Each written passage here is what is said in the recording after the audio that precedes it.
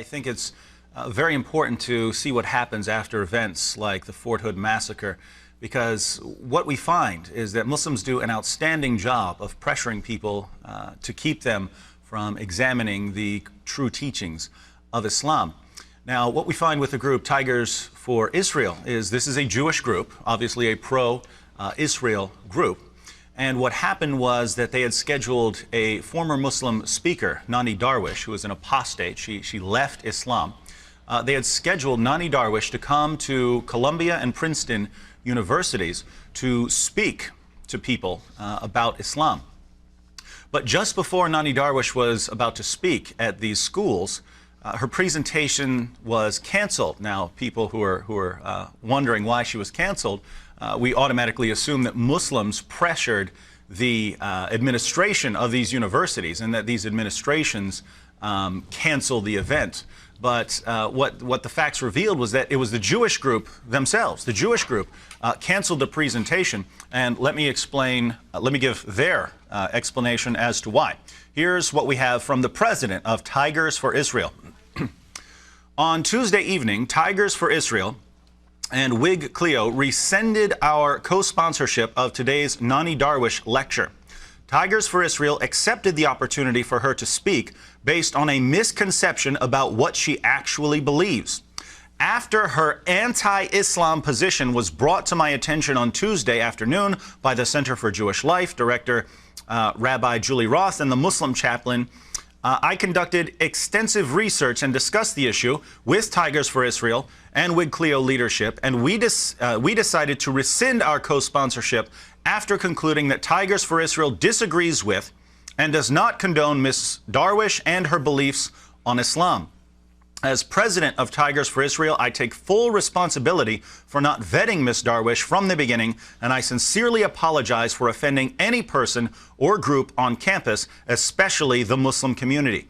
Tigers for Israel deeply regrets the initial sponsorship, and we do not in any way endorse her views. So here you have a Jewish group saying we will not allow any anti-Islamic comments or views.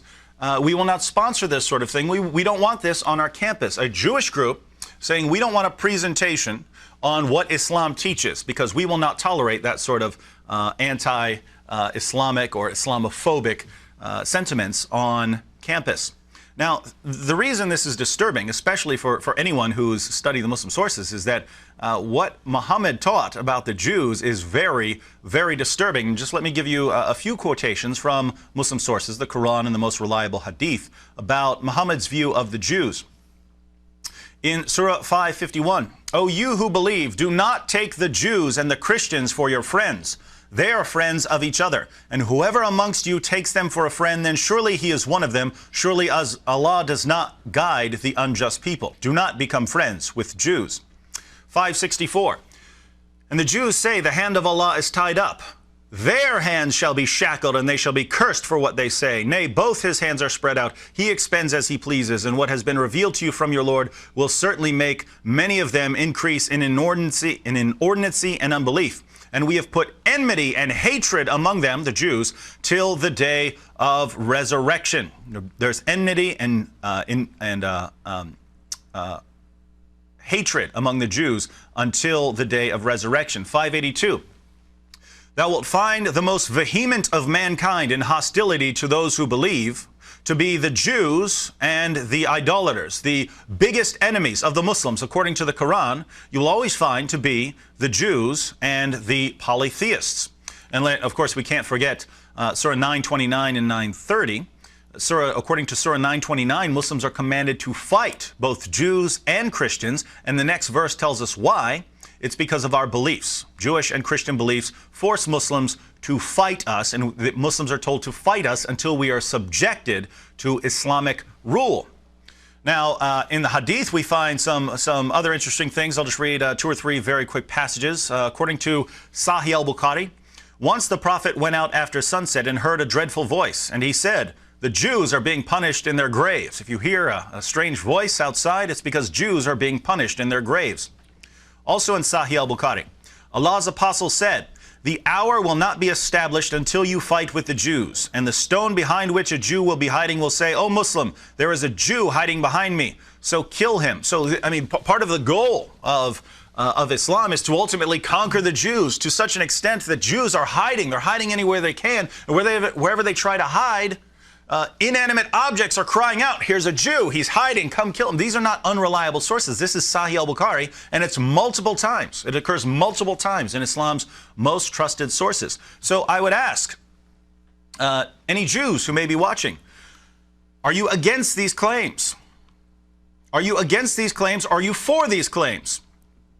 There are only three possibilities. You're either for the claims, or you're against the claims, or you really don't care one way or another. You're fine with them.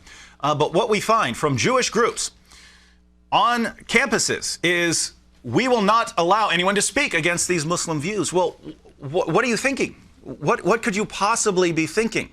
Are you saying that you will not tolerate anyone who denies that you're going to hell, that Muslims should come and fight you, that Muslims should conquer you, that Muslims should force you and subjugate you to either accept Islam or to pay them for the right to survive? Is this what you believe? Or are you against these teachings? If you're against these teachings, why are you stopping people who want to tell people and warn people about what Islam teaches concerning the Jews? And when I saw this, when I saw what was going on, I was reminded of a writing by a Jewish survivor of the Holocaust. Is a very famous book. Elie Wiesel in Night describes his experience in the Jewish concentration camp at Auschwitz. And what's most disturbing to me about this entire ordeal was he didn't have to suffer at Auschwitz. His family and his town did not have to suffer at Auschwitz. Many of them were killed. A few of them survived. Elie Wiesel was one of the survivors, and he didn't have to go through that. Why? Well, not long before the entire town was rounded up, the Germans came and took a number of Jews away from the town, hauled them off in cattle cars, and one of them ultimately escaped. Because what the Germans did, they took them out, forced them to dig their own trenches, and then killed them all. Well, they shot one, a man named Moishe. They called him Moishe the Beadle. They shot this man, and they left him for dead, but he survived. And he didn't want to live anymore based on what he had seen. The only thing he wanted was to get back and warn his town about what he had seen. So he got to the town, and he kept warning them and telling them, "I'm telling you what these Germans are doing. They're taking us to kill us." No one believed him. No one believed him in the town. "What do you mean the Germans are coming to do this?" The Germans? They're the most enlightened people in the world. They're producing the best symphonies. They're producing the best plays. They're producing the best scientists and physicists. How could these people be coming to round us up in a barbaric fashion and send us off to kill us? This can't be. You're ridiculous. And let me read a brief passage. Moishe wept and pleaded, "Jews, listen to me. That's all I ask of you. No money, no pity. Just listen to me." He kept shouting in synagogue between prayer at dusk and the evening prayer. Even I did not believe him. I often sat with him after services and listened to his tales, trying to understand his grief, but all I felt was pity. "They think I'm mad," he whispered, and tears like drops of wax flowed from his eyes. Once I asked him the question, "Why do you want people to believe you so much? In your place, I would not care whether they believe me or not."